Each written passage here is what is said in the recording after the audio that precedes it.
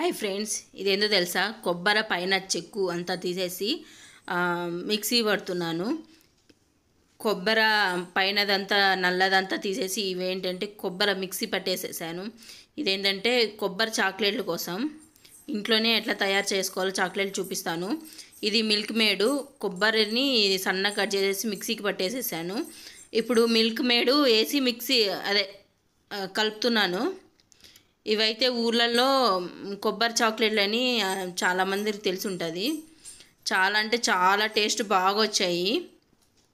ఇది మొత్తము పిండిలాగా చేయాలా, చపాతీ పిండిలాగా చేయాలా. స్పూన్తో నీట్గా మొత్తం చపాతీ ఉంటలాగా చేస్తున్నాను.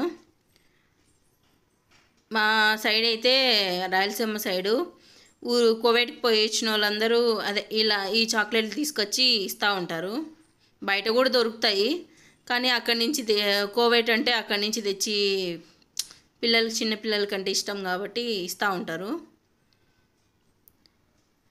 ఇంకా సరే కాదని ఇంకా స్పూన్ పక్కన పెట్టేసేసి చేత్తో మిక్స్ చేస్తున్నాను. చపాతీ పిండిలాగా పిసుకోవాలా. ఎక్కువ మిల్క్ మేడ్ వేస్తామంటే చూసుకొని వేసుకోవాలా. అట్ట గట్టి లేకుండా అట్ట మెత్తగా లేకుండా బాగా చపాతీ పిండిలాగా వేసుకుంటే సరిపోతుంది. ఇప్పుడు సన్నగా ఇప్పుడు చాక్లెట్లు ఎట్లుంటాయి ఆ షేప్లో మనము ఇట్లా చేయాలా. వస్తాయి, కరెక్ట్గా వస్తాయి. ఇవి టేస్ట్ చేశాక మా పిల్లలు అయితే చాలా బాగున్నాయి అన్నారు. మా హస్బెండ్ కూడా చాలా బాగున్నాయి అన్నారు. చాక్లెట్స్ అసలు బయటలాగే ఉన్నాయి. అసలు ఇట్లా షేపులు మాదిరిగా చేసుకొని ఇవి కొద్దిసేపు ఫ్రిడ్జ్లో పెట్టుకోవాలా. అన్నీ షేపులుగా చేసుకోవాలా. ఆ తర్వాత ఇవన్నీ మనకి ఏ షేప్ కావాలంటే ఆ షేప్ చేసుకోవచ్చు. రౌండ్ షేప్ కావాలంటే రౌండ్ షేప్ చేసుకోవచ్చు, స్క్వేర్ షేప్ కావాలంటే. నేను అన్నీ ఇట్లా పొడవుగా రౌండ్గా చేశాను. మిల్క్ పేడు పాలతోనే చేస్తారు. ఇంకా పాలు కొబ్బరి పడిందంటే చాలా బాగుంటాయి. కొందరు డైరెక్ట్ చక్కెరతో చేస్తారు. ఇప్పుడు అన్నీ ఇట్లా రౌండ్లో చేసుకొని ఇది కొంచెం ఫ్రిడ్జ్లో పెట్టుకోవాలా, కొంచెం గట్టిగా అయితే. ఇప్పుడు చాక్లెట్ని మెల్ట్ చేయాలా. ఇప్పుడు గ్యాస్ మీద కొన్ని వాటర్ పెట్టాను, డబుల్ బాయిలింగ్ చేయాలా. ఇప్పుడు దీని మీద ఒక గిన్నె పెట్టేసేసి దాంట్లో చాక్లెట్ వేయాలా. నేను రెడీమేడ్ చాక్లెట్ కొనుక్కొచ్చాను, ఇది బయట షాప్లో. ఇది వచ్చేసేసి చాక్లెట్ హాఫ్ కట్ చేసుకొని సన్నగా వేసేసాను. అది బాగా మెల్ట్ అయిపోయింది చాక్లెట్. ఇది డబుల్ బాయిలింగ్ మెథడ్. మెల్లగా ఇంకా కింద వాటర్ మరిగేసరికి బాగా కరిగిపోతుంది చాక్లెట్. కొద్దిసేపటికి చూడండి పొగలు వస్తున్నాయి బయట నుంచి.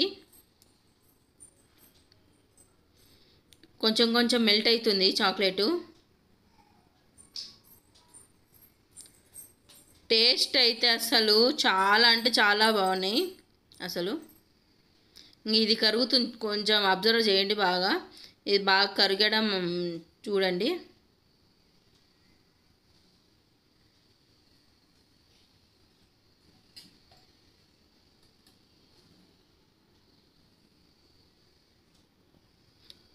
ఆల్మోస్ట్ సగం కరిగిపోయింది, ఇంకొద్దిగా కరగాల అంతే.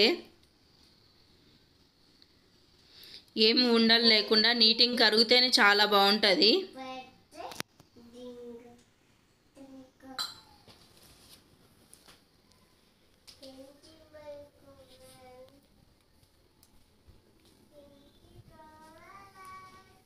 ఇది మొత్తం కరిగిపోయింది. అసలు నేను టేస్ట్ చేస్తున్నాను ఎట్లా ఉంటుందని. నేను ఫస్ట్ టైమే చేయడం, కానీ చాలా బాగున్నాయి చేయడం కూడా. టేస్ట్ అయితే ఒక్కసారి ట్రై చేసి చూడండి, చాలా బాగా వస్తాయి ఫస్ట్ టైం చేసినా కానీ. ఇవి ఫ్రిడ్జ్లో నుంచి తీసేసాను. ఇది బటర్ పేపర్ నేనే చేసుకున్నాను ఇంట్లోనే. ఒక వైట్ పేపర్కి కొంచెం బటర్ పూసేసాను.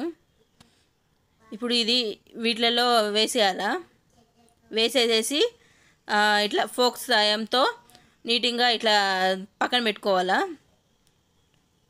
ఎక్కడ కానీ ఉంట చెదరను కూడా చెదరలేదు, చాలా బాగా వచ్చాయి. ఇప్పుడు ఇది ఫోక్ సాయంతో ఇట్లా పైకి తీస్తున్నాను. ఆడ మిగతాదంతా కింద కారిపోతుంది ఏమన్నా ఎక్స్ట్రా ఉంటే.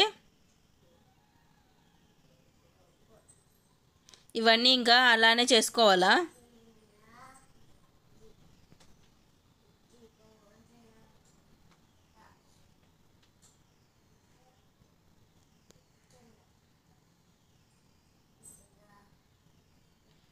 ఇప్పుడు ఇదంతా మొత్తం జాగ్రత్తగా ఇంకా ఇట్లా అంతా వేసేసేసి ఇది కూడా అట్లానే ఫోక్ తీసుకొని ఇంకా ఇట్లా చేయాలా.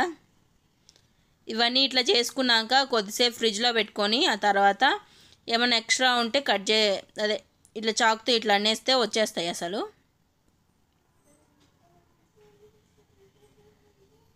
మొత్తం ఇంకా అన్నీ చేసేసాను. ఆల్మోస్ట్ అన్నీ అయిపోయినాయి. ఒక 2-3 గంటలు ఫ్రిడ్జ్లో ఉంచాలా. ఉంచితే ఇదంతా గట్టిగా అవుతుంది. బయట చాక్లెట్లు ఎట్లుంటాయో సేమ్ అలాగే ఉంటాయి టేస్ట్ మాత్రం.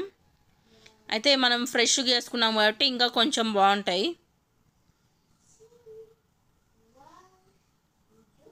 ఇవి ఫ్రిడ్జ్లో ఎత్తుకపోయి పెట్టేశాను.